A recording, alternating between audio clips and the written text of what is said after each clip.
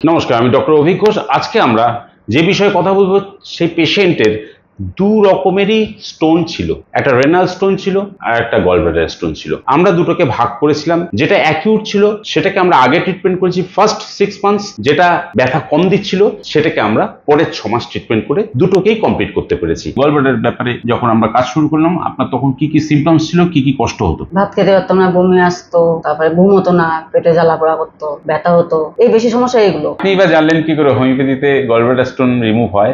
ঠিকানা পেলাম, ঠিকানা পেলে শুনেছে কাকি শাশুড়ি আসতো, ওনার কাছে উনি খবর দিলে যে বৌমা ওখানে চলো, ওখানে গেলে তুমি ভালো হবা। তাই ওখানে শুনে এখানে আসা শুরু করলাম। আপনি যখন ইউএসজি হয় তখন ডাক্তারবাবুকে বলেছিলেন আপনার গলব্লাডার স্টোন ছিল?